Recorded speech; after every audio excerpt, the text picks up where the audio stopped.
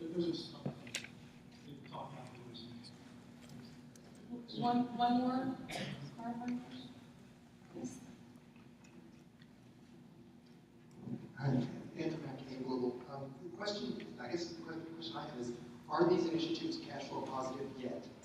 And if they're not, do you have a specific time frame in which you need to make them cash flow positive? How are they a source of revenue for the company? Yeah, that's a good question.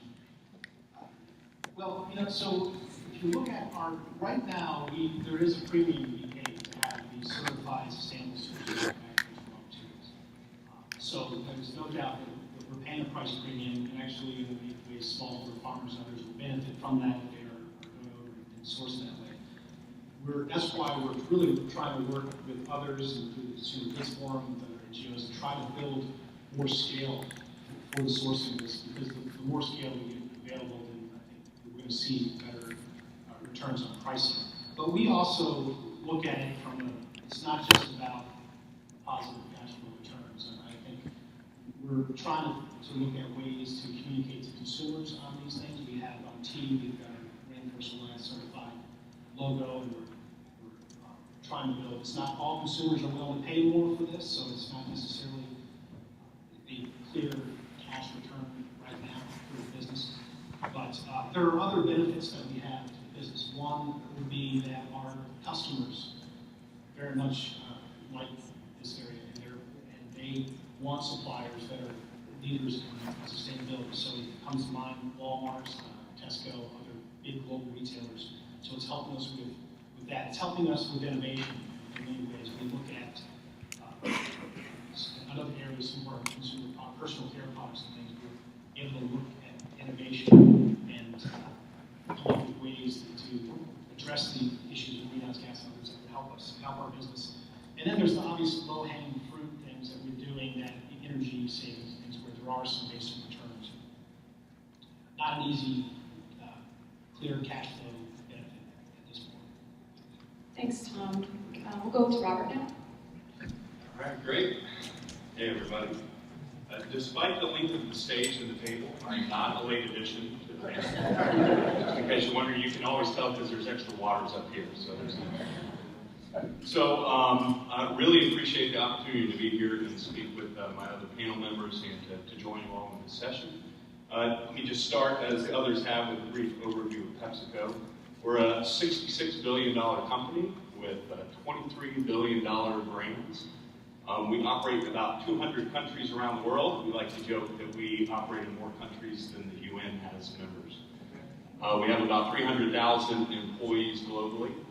And we have, similar to what Unilever and Novozymes have, a promise of PepsiCo. So we have our own branding of what sustainable development means. There are some key pillars within the promise of PepsiCo. One of them is sustainable ag. And that's where I'm going to focus today in what we're doing around sustainable ag and the work that we've been doing, in particular in some of our developing markets. Sustainable ag and sustainable ag supply chains, very similar to Unilever, are absolutely key to the survival and continued success of PepsiCo. We've recognized this, and we're taking steps to make those changes. Some of the things that we've been doing for many, many years is locally sourcing our raw commodities. Now, we have several core commodities within PepsiCo that we focus on, and we've partnered with Unilever on a sustainable ag verification program that we're working with smallholder, large, and medium-sized farmers to be able to roll it out. I think one of the great points that Tom brought up is that it's really about being able to ensure that you can transition these programs across a wide variety of stakeholders and shareholders. So can you take your programs from a small 1 hectare farmer to a multinational provider for raw commodities? And I'm very happy with the partnership with Unilever and the ability to do that. Within that program, and as we've been looking at our sourcing, we have two businesses in Mexico, our Gamesa and Sabritas business, which use oil. We've historically used palm oil there and continue to do so, but we've been looking at transition out of palm oil and into sunflower oil. We've made this transition in many other markets, for example, in the States. That transition into hyolytic sunflower oil has removed millions and millions of tons of trans fats from the products that we serve. And we're working on that transition globally. Well, in Mexico, in our Sabritas and Mesa business, we decided to take this in a different direction, where we were looking at how can we ensure that we're sourcing sunflower oil locally, and we're doing it with smallholder farmers. So the idea is to go ahead and partner with the IDB, the Mexican government, and a group called Agrofinance. And we're looking at engaging about 665 smallholder farmers with about 15 hectares each by 2018. What we've done is we've piloted it in 2011. And in 2011, we planted about 1,000 hectares with 95 growers. And we're able to harvest about 550 hectares through 62 of those growers. It developed about 180 tons of sunflower oil, and where we're trying to get to is about 800 tons of sunflower oil.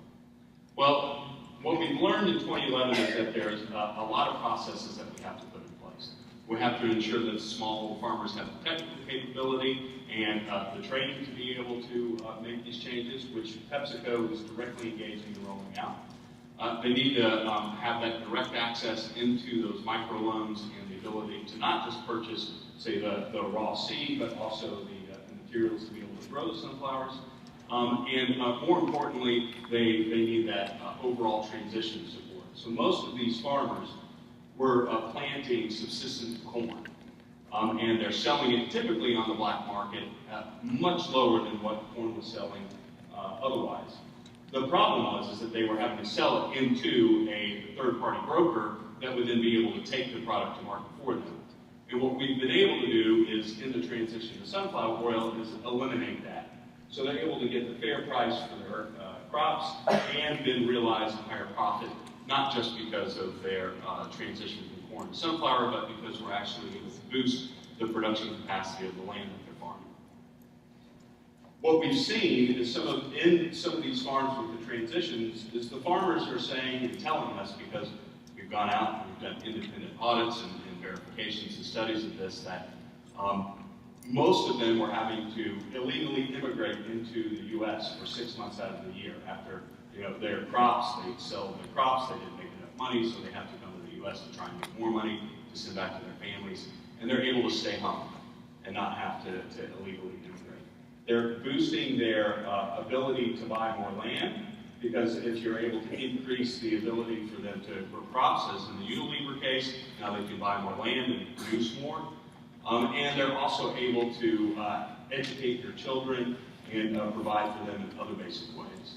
So it's not just a matter of improving their agro and sustainable agro supply chain for PepsiCo and for them, it's also about improving their basic lives.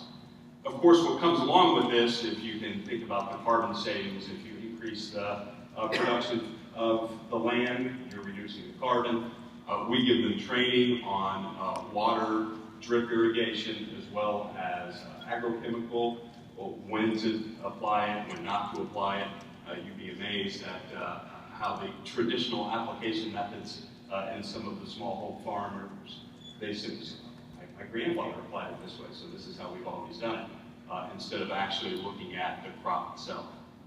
One of the great things about this, though, is we've been able to leverage work that we've done in India, China, Peru, Brazil, and other markets to import, if you will, the learnings that we've had over the past 10 years for our other core commodity crops around corn, potatoes, citrus, and oats. I think it's really important to think about this in the sense, because there was a question around the business case, that the business case is there. I would encourage you all to shift your thinking about it, though, from a short-term to a long-term vision. So while, yes, we make the business case that if we're able to get our commodity of sunflower oil from a local market and distribute it directly into our Mesa and Sabritas business, we're going to save immediate dollars to the bottom line. But it's also the long-term savings of securing that supply chain and ensuring that we're able to have that oil 15, 20 years out into the future. In closing, I think it's important as we talk through this today and we look at this, that we really build on the point that Amy said, and it goes back to my comments just a second ago, that it's profitable for business first, and that it's sustainable. But they go hand in hand. And we have this conversation constantly in PepsiCo that doing the right thing is good for business. And our CEO, Indra Nui, speaks of this constantly. And I think it's a very strong thing that there's not a decoupling of sustainable development and sustainable financial growth. They really are interlinked, especially when we start looking at growing populations around the world, and we're moving to a world of about 8 to 10 billion people by 2050. Thanks. Does anyone have any questions?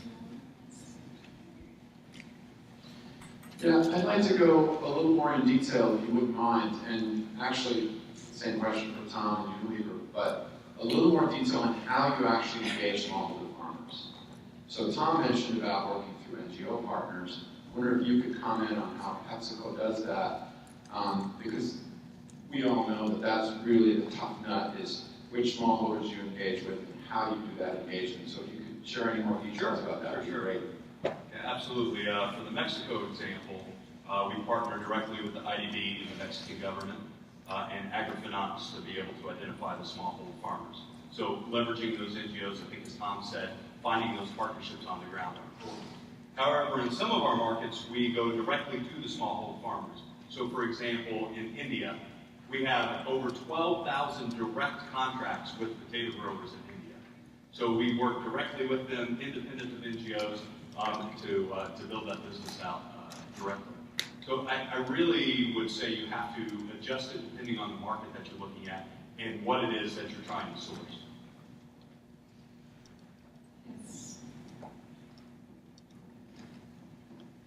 Hi, Lawrence from Vega. I have a question for Tom and Robert. You were talking about the return, basically return on investment on sustainable efforts. How do you pitch? How do you convince internally at your organization that those are good ideas? How do you monetize the results? And Tom, you're saying that it's quite difficult, but how do you convince the CEO and the rest of the management that this is something that you want to invest in? Sure, it's a great question, although Jessica, do we want to maybe park that one and get to it when we get to the Yeah, question? that's a broad question. I'd like to be able to expand on that. I'm sorry, did you have a question? Sorry. But then let's make sure we get back to that one. Hold us accountable. My question may have already been answered. I was curious about the partnering with the IDB and why you needed to partner with the IDB. What was their role? Because obviously you have the deep pockets to do this financially as a company. Sure. And, the IDB Well, probably usually throws money at these things, but what was the role of the IDB? So the role of the IDB is to also provide funding for the microloans. We provide the funding for the purchasing of the commodity itself, for ensuring that if you have crop failure like we did in 2011 because of the drought, that we're still purchasing the crop. But the IDB is actually providing the physical loans and the microloans to the smallholder farmers. One more clarifying question for Robert. I know you guys are able, you can track what the cost savings you have, but what about tracking? Are you able to track, or do you want to track the impact this has on farmers, like monitoring and evaluation or increasing incomes of the individual farmers? Is that something that you're going to look at? Absolutely. Yes. Well, I do know. So for, like I mentioned earlier, for our target on change on how we're going to help originally link 500,000 smallholder farmers into our supply chain and realizing that we actually have 1.3 million. So we should modify that to help improve the livelihood of that. And we are, part of that target will be to have some measurable demonstration of some value creation for smallholder farmers. We don't have all the answers for how this is going to be done. I mean, there's a couple of questions here already about how do you really engage with them. It's not always, there's no sort of one clear path on this. We've already worked with about half of our tea smallholder farmers through the Rainforest Alliance, and it's been working very well. We've worked with cocoa suppliers. We still need to figure out board. And I think, you know, when you're dealing in these countries, you need to have linkages with local authorities, with local, you know, agricultural administrations, the ability of groups like USAID and others to have that sort of, I think they have some existing relationships where they can help build credibility and open sort of the minds of people that are willing to work with these groups. And I think it's hard if you just came in alone as a company and just tried to do this, maybe possible. I think just to build on that, another important thing to keep in mind is, depending on where you are and where you're doing this development internationally, is the idea of success can be quite different from farmer to farmer. Some of them simply want to improve their yield on a single hectare. They want to own that hectare, they want to be able to farm it and live on it and provide for their families, and others want to be able to expand and purchase more land and grow their individual business. So we've also been working directly with the farmers to understand exactly what they personally want to get out of the individual programs, and to offer them that wide variety of options for what success would look like. Let's move on to Carl now. Thank you. Good morning, everyone. I'm going to, I asked to go last on this panel because I'm going to zoom back up to sort of a big public policy perspective on the issues in this panel after we've heard three great presentations on the internal policies that these three companies are pursuing related to sustainable development. I'm zooming up, but I'm also going to focus my remarks on climate change, because as many of you know, climate change is really a foundational issue related to sustainable development. If we don't get that one right, it's going to be game over. And all our efforts to lift people out of poverty, all of our efforts to manage water supplies, preserve biodiversity, we're going to lose across the board if we don't solve the climate change problem. I'm also going last because ICF is a very different company than the three that have spoken so far. We're a consulting firm with offices in many countries in both the industrialized and developing world, including the 4 BRIC countries. We advise many global companies on sustainability strategies, as well as a large federal government practice on climate change, sustainability, clean energy, ranging across DOE, EPA, Defense Department, et cetera. And we also serve USAID, other donors, and development banks with our advice. And I'm here to give advice today because I'm a consultant. And in a sense, my free advice is aimed toward the kind of companies that are seated at this table and the kind of companies that form the WBCSD. Although I should first say that ICF also tries to walk the talk as these companies do in our own way. We have an aggressive energy efficiency and waste minimization programs in our offices, and we go carbon neutral by buying high-quality offsets to reduce the rest of our emissions, particularly related to air travel. So my 3 recommendations. First, friends at this table, you have to up your game on climate change. You are still facing a number of companies that I will call on the dark side of this issue, who have really prevented much meaningful progress over the last 20 years. UNFCCC was signed in 1992 with high aspirations, and global annual emissions have increased about 30% since then. We are losing this struggle. As Tom mentioned, and I'm sure it's true across the board here, a lot of your future markets are going to be in the developing world. That developing world is going to get hit hardest, and is already getting hit hard with the impacts of climate change, and we haven't seen anything yet. We're going to see massive agricultural output disruptions over the coming century if we don't get a handle on this problem, due both to temperature extremes as well as intensified drought and intensified precipitation in certain areas, all of which are going to heavily impact agricultural output. An issue that was not on the table in 1992, but is now very much on the table, is what happens to food production from our oceans. both from the warming of oceans and from ocean acidification. So the impacts are going to be severe. Unfortunately, the companies that are talking the loudest, contributing the most money, wiring the policies the most, are the countries that would be, the companies that would be most heavily impacted by policy in the near term. The companies whose assets in the ground, very expensive fossil fuels, would go down in value as we switch to a clean energy future. So unfortunately, what we're seeing play out is just what a classic book from several decades predicted, Mansur Olson's classic, The Logic of Collective Action. A few players with intense interests in an issue are blocking progress on an issue where many more players have a smaller interest. So, up your game, progressive companies. The second recommendation is a little more esoteric and relates to the first. I describe it like this. Right now, those companies and political allies who are blocking action are calling the climate change issue a hoax at worst. Those who are a little bit more polite still talk about scientific uncertainty, that we should not take any aggressive action on this problem. I predict over the next couple of years they will have to retreat from those positions as the science becomes ever more overwhelming, as it is built in its strength year after year.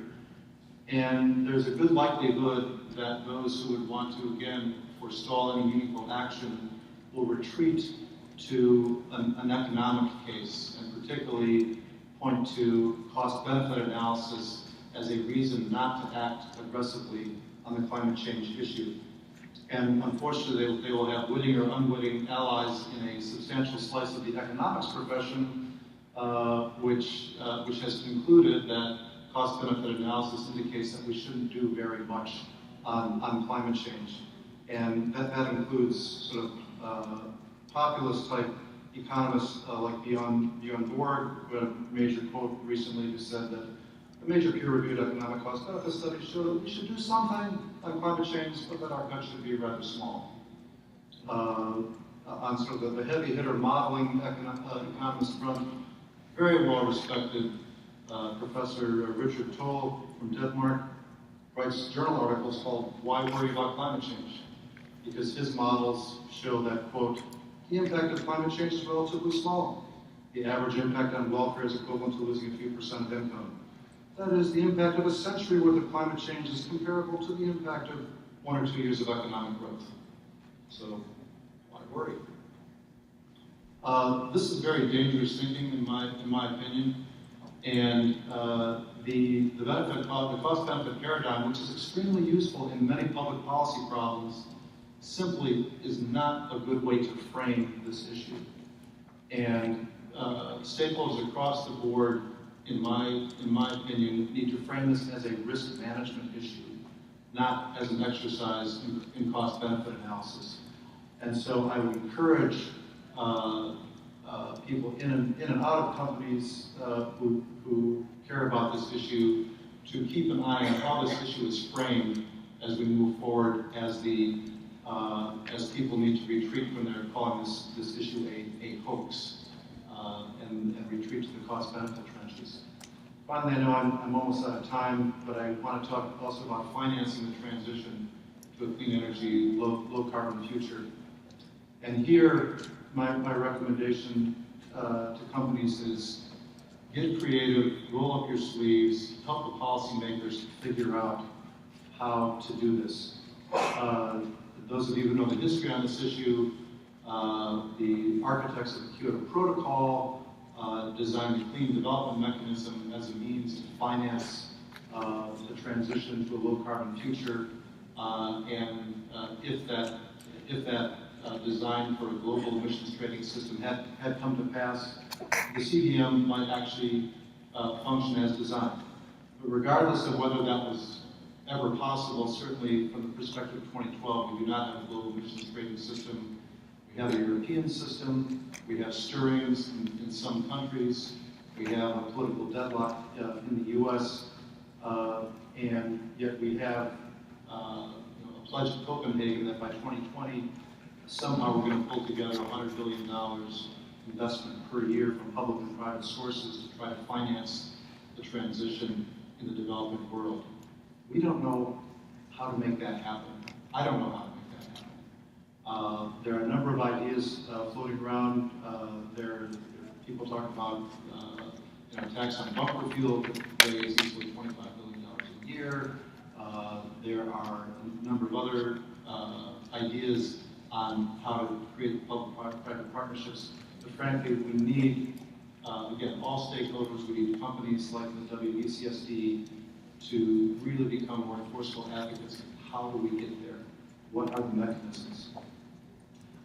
So I'll stop there. Thank you. Are there any clarifying questions for Carl?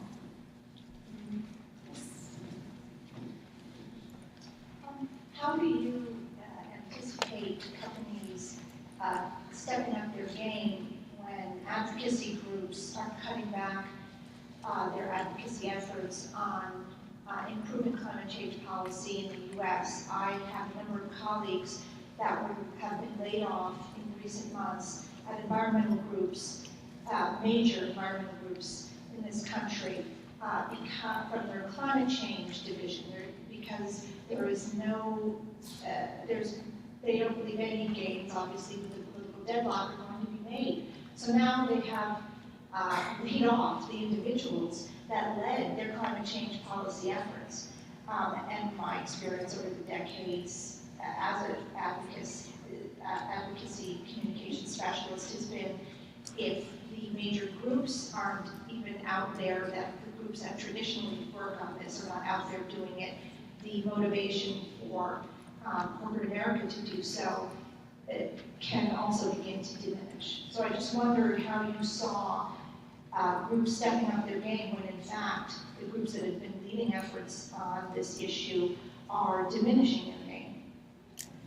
It's a very good question, and I don't have an easy answer. Certainly the experience when the U.S. attempted to pass cap and trade legislation and the creation of the business NGO group, U.S. CAP, was a great example of business and environmental advocates coming together to try to push policy forward. Your observations are dead on in terms of funding is down. Of course, we have the economic recession. Environmental groups are laying people off. Many states are less progressive now than they were 3 or 4 years ago on this issue and filling the gap at the federal level. However, I would also observe that at least at the corporate level, in terms of the upping the game, I think is doable. And in fact, I would hope that progressive companies would continue to stay focused on this issue, both at the national policy level and the international policy level. Their ability to sort of self-finance public policy work is greater than, say an NGO. So I hope they will up their game. Yes.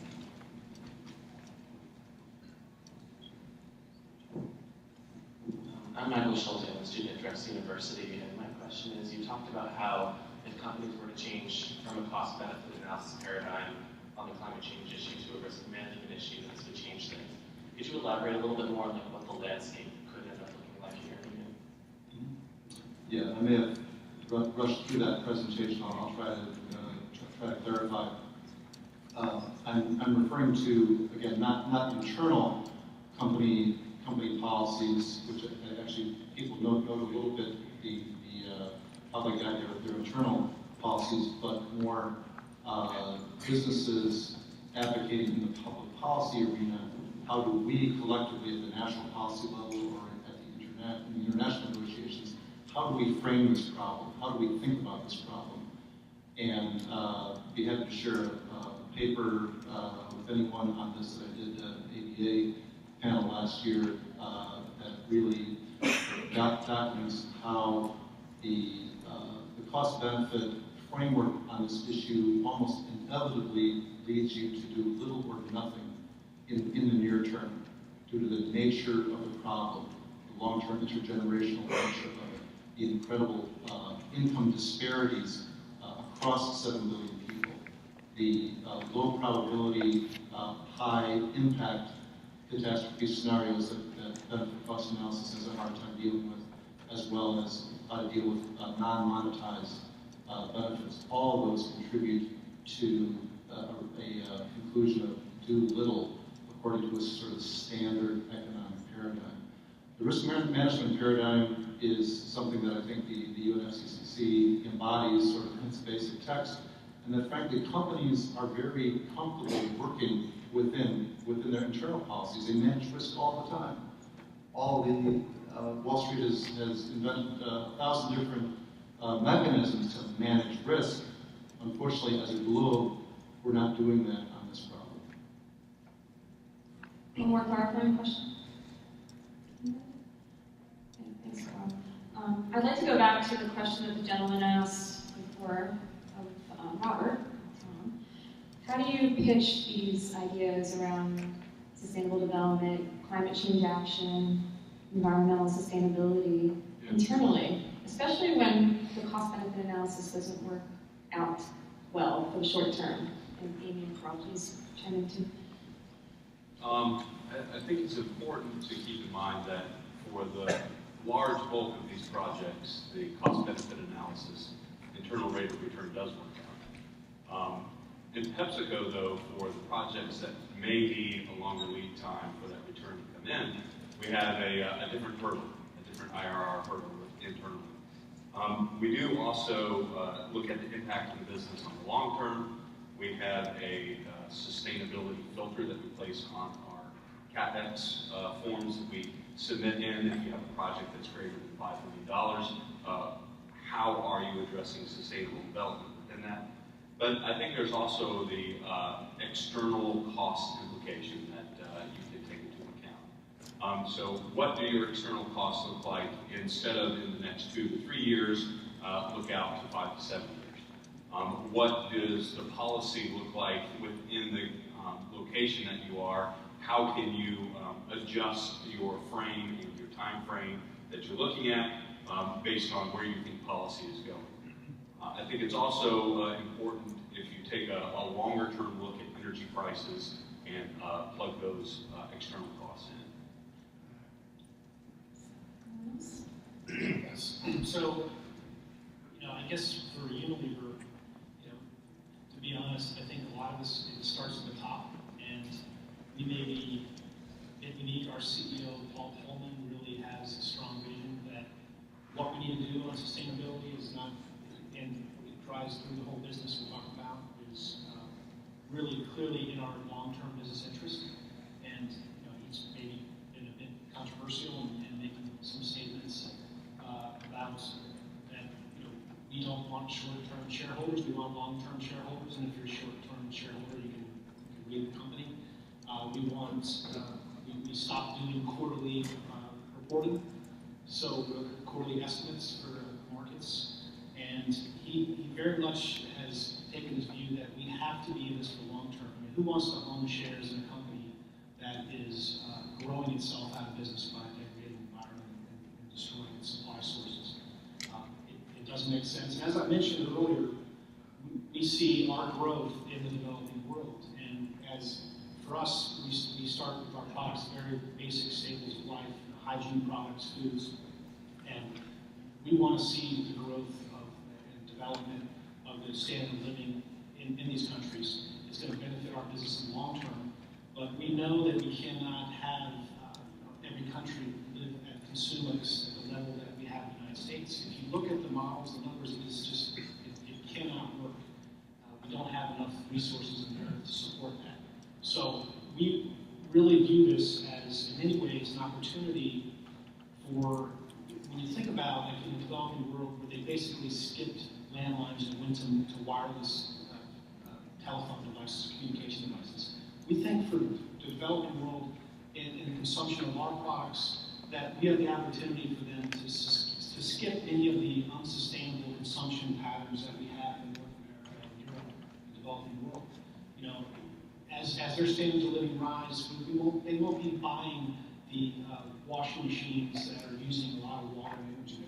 It will be high efficiency, it will be technologies that we don't even know about yet, but there's opportunity to skip that and to go to a lot more sustainable sources. So I think we really, it starts from the top, but it's really been through the entire company. And again, as mentioned, supply chain, sourcing, logistics, marketing.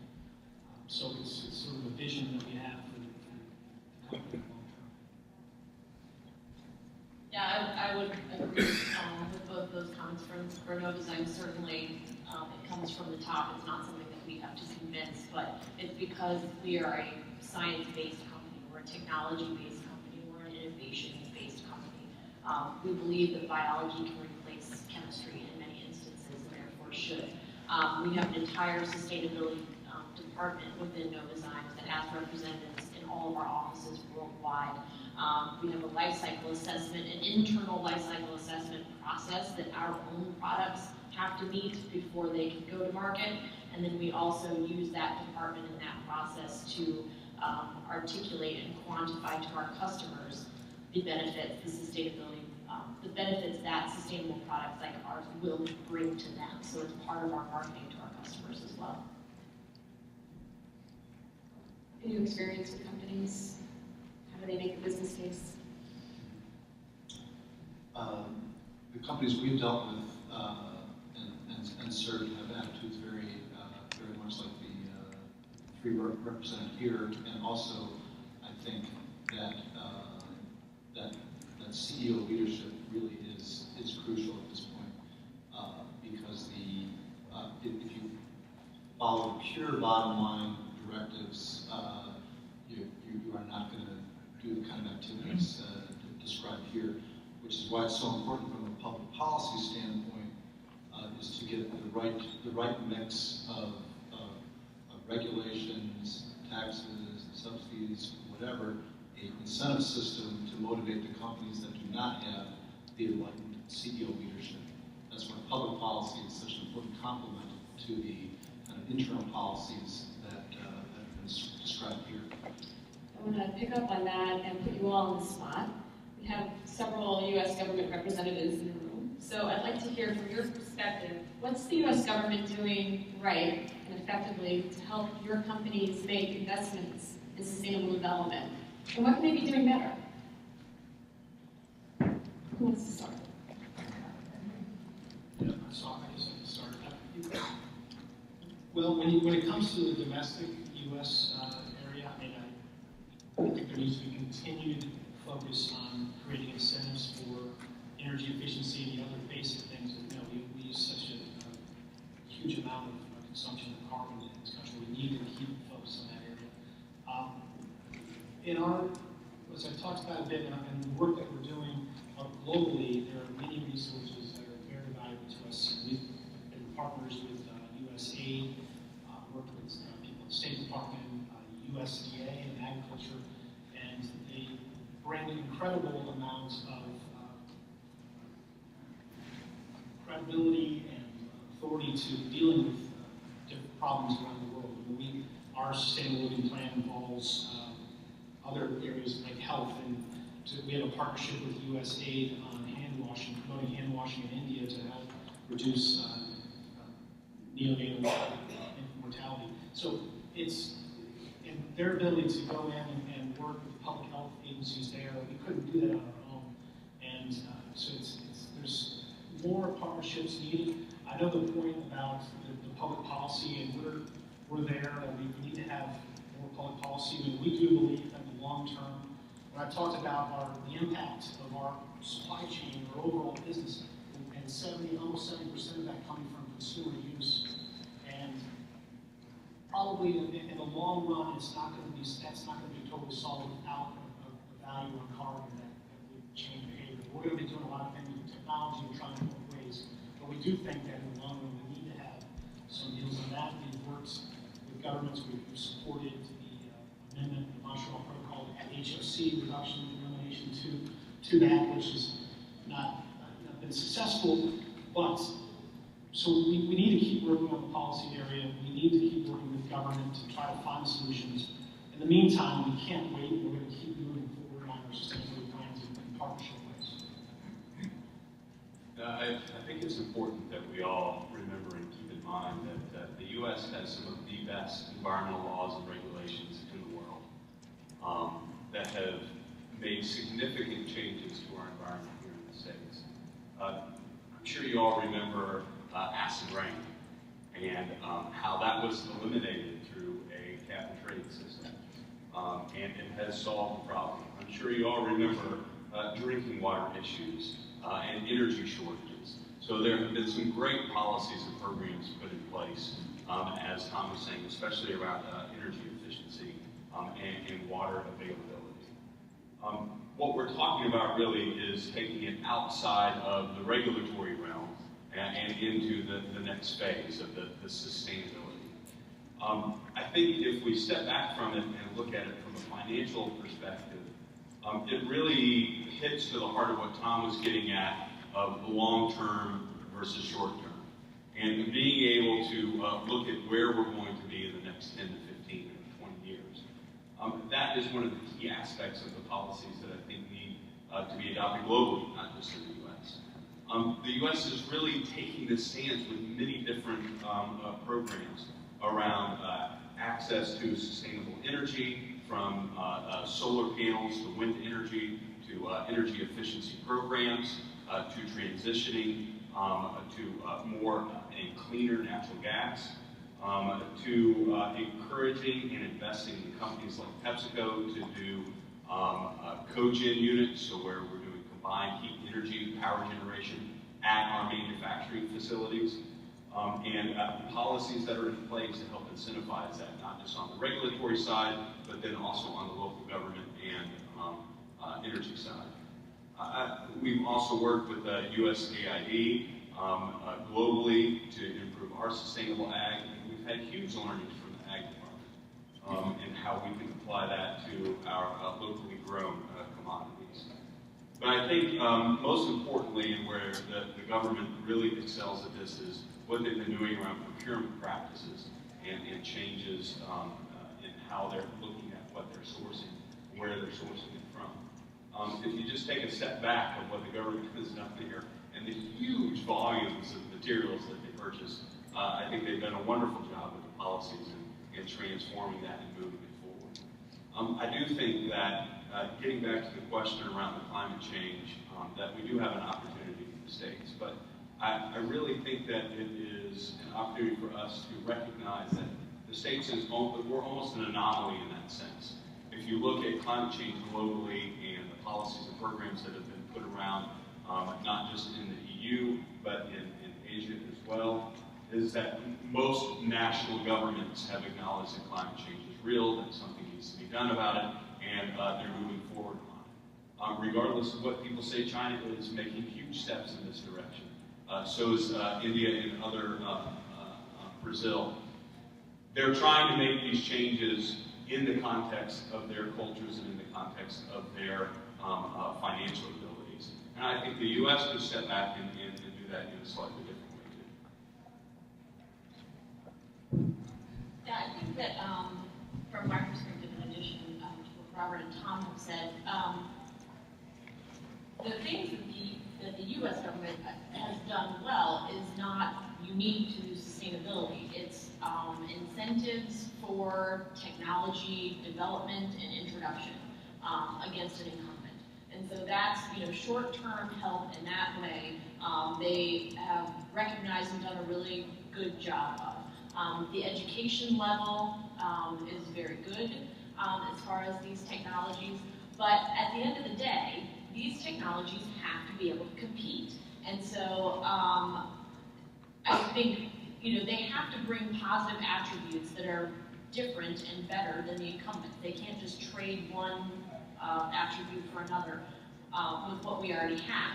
And so what I would say that they could do better on and increase their support of is leveling the playing field with the incumbents and creating market access for the new technologies. Those two pieces are very difficult to do when you have entrenched incumbent technologies like we have, especially here in the United States. And so those are places where the government can be helpful and then get out of the way and let the technologies compete. Just one comment to add people have said. I am encouraged by particularly the contact I've had with government officials across a number of Asian countries who I think really get that they want to and should and must pursue a green growth path and not grow now, clean up later. And so that change of consciousness that Tom alluded to is necessary, but also is beginning to take shape out there. And again, it's a very, very different picture than, say, 20 years ago with the launch of the UNFCCC, where many developing countries were saying, sure, okay, climate change, but pay us to clean up, or you clean up first, and we'll see in 20 years. Well, it's been 20 years. They see the writing on the wall. They realize that regardless of what the industrialized countries do or do not do, they should start moving toward a green growth path because it's in their self-interest. And I find that very encouraging. Does anyone in the audience have a reaction? Next question. We talk a lot about country-led development. I'm wondering, from your perspective, are the countries you're working in developing markets, are they effectively integrating natural resource conservation and climate change action? And what are your organizations doing to help government, local and national, be more effective in terms of integrating these issues? I think it's a very interesting question, especially when you go and look at the different countries. A lot of the developing countries are challenged with other issues that they have to tackle. They have huge volumes of their population that are subsistence living. They have huge volumes of their population that don't have access to clean drinking water or basic sanitation. And these are real sustainability issues outside of the environmental piece, which I really think we need to keep in mind when we're talking about sustainability is the human aspect, right? Sustainability falls on those three pillars, the social, the economic, and the environment. And I think we tend to focus a bit too much on the environment and forget that in these developing countries, they have these huge social challenges that have to be overcome. I think Tom, though, brought up a great point around sustainable consumption and around doing it differently. So if you take, for example, power generation and power distribution, a lot of the developing countries are realizing that the large central power distribution network that distributes the power out is not something that really will work for them. So they're looking at the small, in the villages, in the towns to generate power. Where you're building some of your manufacturing facilities, they're creating power generation facilities just for that industrial part. Same with wastewater and water treatment. I think if you are able to step back and also realize that inside a lot of these developing countries, they are challenged from a financial perspective of where they're trying to take things.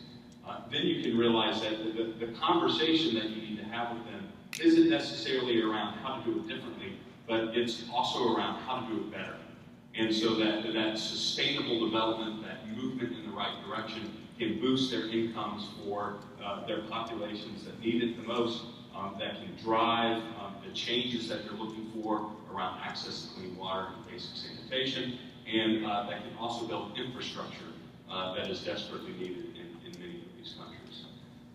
But if you are talking about ecosystem services and the ability to look at what does the ecosystem provide for companies like ours, I think it's a critical topic that we really need to be engaging in on a policy level, especially in developing countries, where the ecosystem services are absolutely critical to providing basic services. So where you're relying on the environment to clean water, to provide clean drinking water, and then certainly to help with a lot of your basic needs in sustainable ag.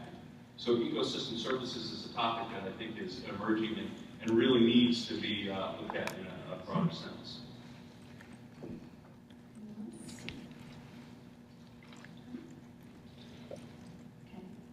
Let's switch gears a little bit and talk about inclusive business. So our member companies firmly believe that inclusive business is the key to being successful in developing markets. And what I mean by that is including low-income communities in our supply chains, or company supply chains, both as customers and also as suppliers. So you all have touched on this a little bit, but please expand a little bit more on your company's approach to inclusive business. How are you actually building capacity in your supply chain to participate, get economic benefits from your business? So I'll start this one. So I mentioned earlier about smallholder farmers and then trying to first link them into our business and then into our supply chain, and then realize we already have 1.3 billion, and now we're actually to help improve their livelihood. And our sustainable living plan, by the way, goes out until 2020. So there are many things that we have here we're still trying to figure out. We don't have all the answers for. But we have that area on the sourcing side for small business. We also, in some countries, including India, we have, where there's many rural villages and we have a distribution problem for products, we actually have a direct distribution model in place where we have the opportunity, in many cases, a high percentage of the distributors are women, that it provides a business opportunity for them to distribute our basic products, soap and laundry products and food staples, out into these rural villages and actually earn commissions off that and be distributors out there. Just a couple of examples. I think just to build on that, for PepsiCo, of course, since we're Frito-Lay, Tropicana, Gatorade, Quaker, and Pepsi, sourcing our commodities locally is a core part of our business. And we source over 4 million tons of potatoes globally that are grown locally, for example, in Pakistan. We literally have a truck that drives around and picks up single bags of potatoes from farmers who grow them on their small holdings. I mentioned earlier that in India we have over 12,000 direct contracts with potato growers. We work, of course, in the corn market as well. If you haven't had Fritos lately, they're awfully good. But we also have over 500 manufacturing plants, and they're all local manufacturing plants, which I think is really important when you're looking at international development to look at the ancillary businesses that come along with yours when you're putting a manufacturing plant locally or when you're sourcing.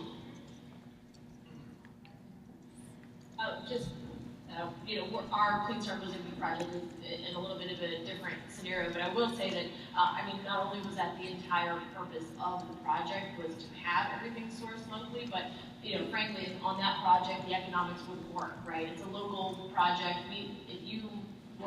If this project was,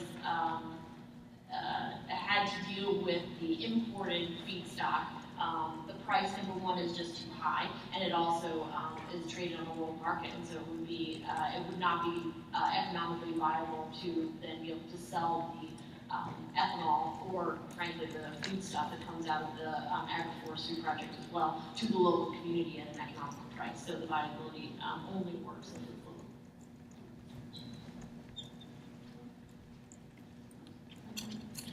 Other than Poland Spring and that reference to Fritos, there has been no product placement in this family.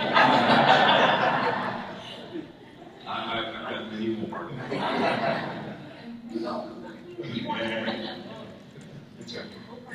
I want to go back to something Carl said, which WBCSD completely agrees with, and that is we are moving way too slowly. We have huge challenges, big megatrends that we're facing today, and we're going to have to wait for the future. Our members of WBCSD, they envision a future where everybody lives well and within the limits of the planet, but we're not moving in the right direction. One thing we see that needs to happen a lot more on a lot bigger scale is public-private partnership and collaboration. And these are very difficult to do in practice. So I'd like you guys to talk about why are they so difficult, but what have you seen that makes them work in the field? So I'll just build on the example that I used earlier in Mexico. Absolutely could not have been done without the Mexican government and their involvement and policies that allowed us to make these changes.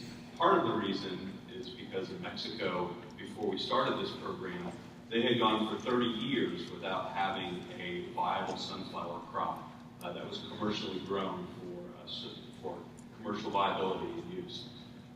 So we needed those policies to be in place so that we could transition farmers out of subsistence corn and into the sunflower oil.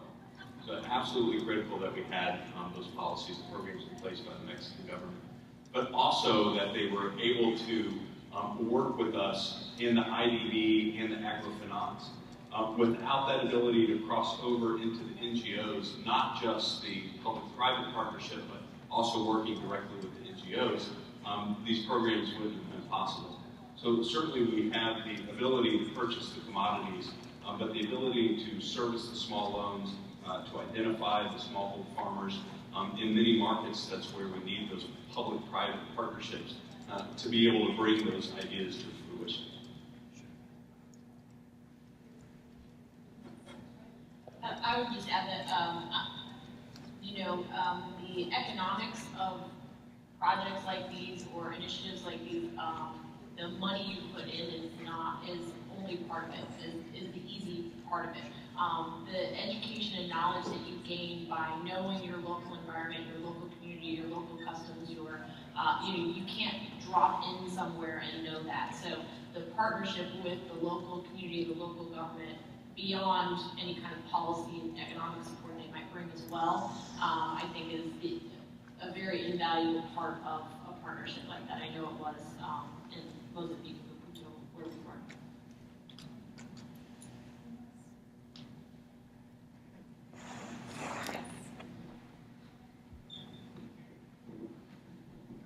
Thank you very much. I worked with a medium-sized American NGO, IREX, and I just would like to get your reactions to, I think, a dilemma for American NGOs.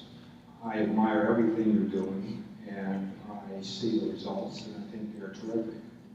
If you look at the State Department's partnership with large corporations to work overseas, and you look at USAID Forward's policy of putting money directly to the NGOs overseas, and the general philosophy that's becoming more predominant now, that private enterprise is the driver for international development generally.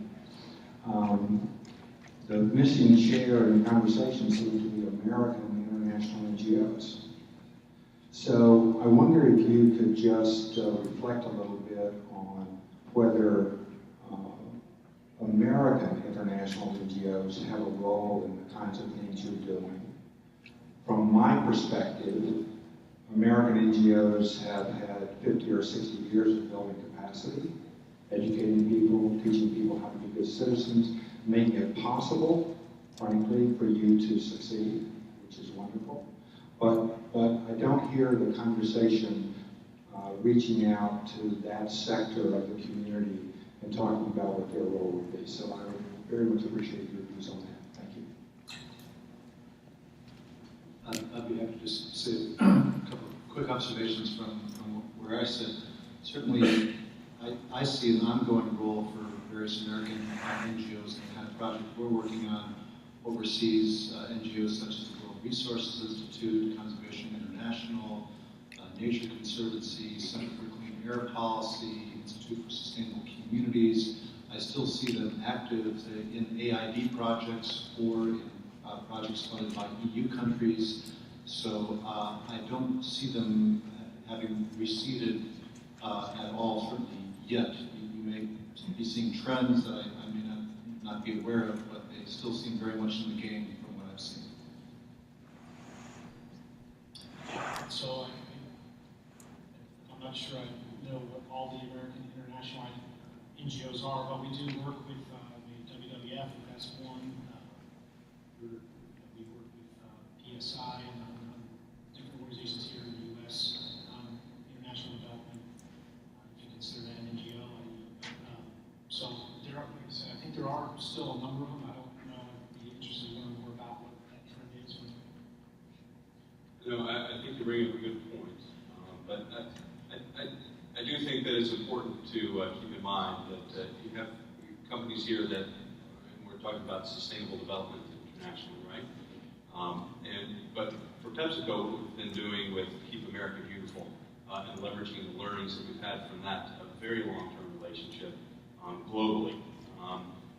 We've done work, of course, with the World Resources Institute in taking that knowledge to not just our international locations, but also in the States. In fact, the work with them has been absolutely critical around our greenhouse gas and climate change policies and programs, and PepsiCo joining USCAP.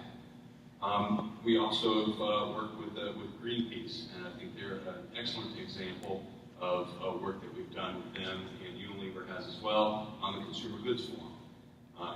They were instrumental in helping us to be able to bring about changes for the elimination of the greenhouse gas causing agents in the coolants that we're using in our cooling devices and refrigerators and whatnot.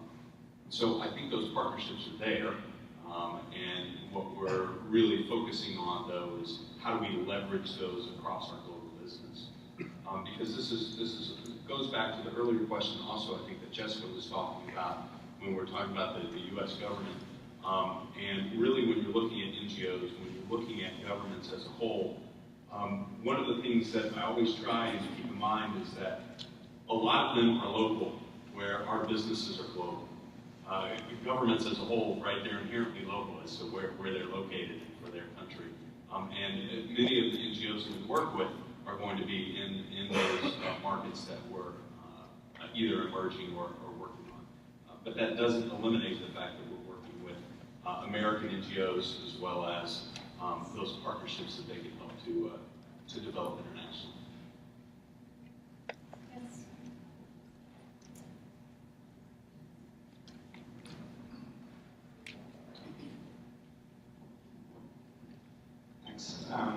My name is John Jacoby. I'm with Oxfam America in the private sector department. We've had a great opportunity to work with, I think, the three panelists to their right and their organizations. So actually, I thought there was a very elucidating question about, you could say, well, when we talk about public-private partnerships, at least in our thinking, there's often a missing P, and that P we propose is people.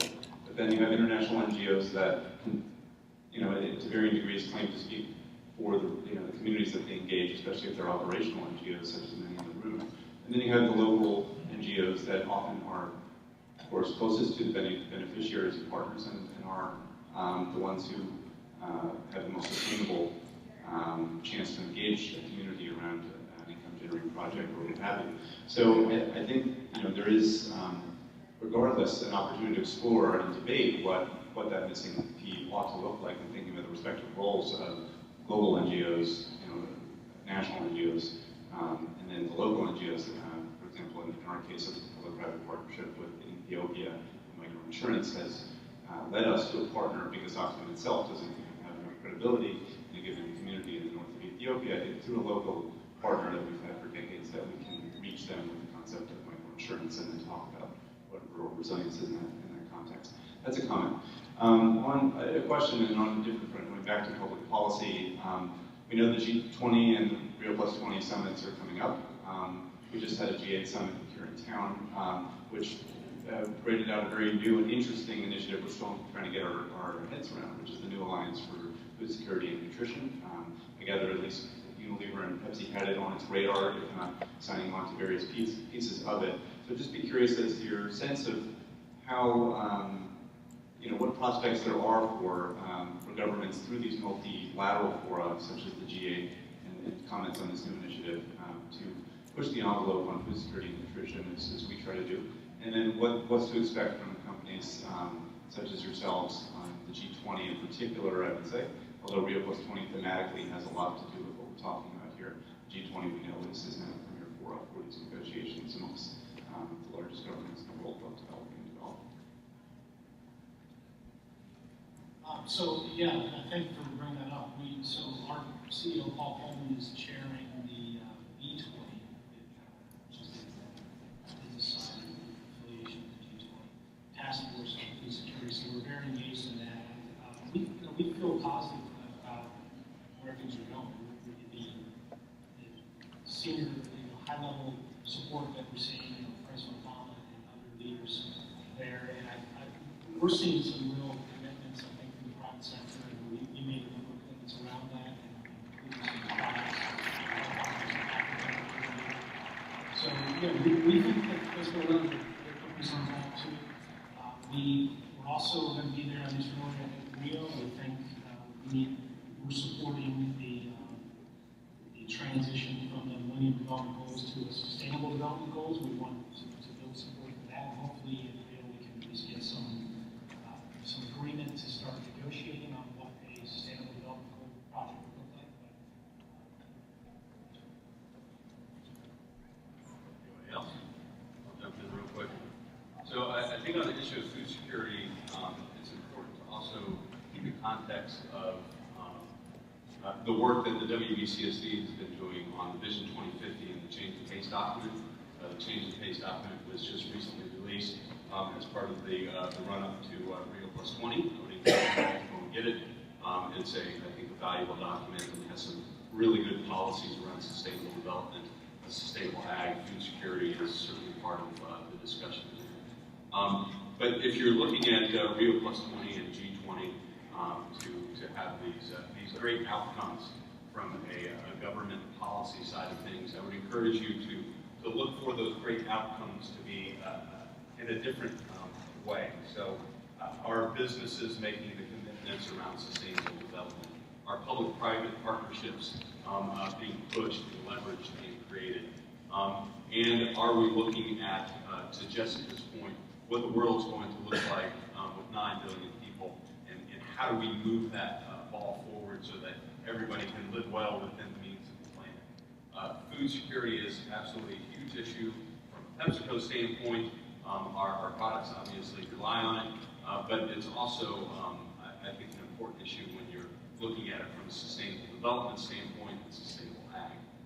It impacts so many different things. If you're trying to ramp up food development and manage climate change, you have some significant challenges there.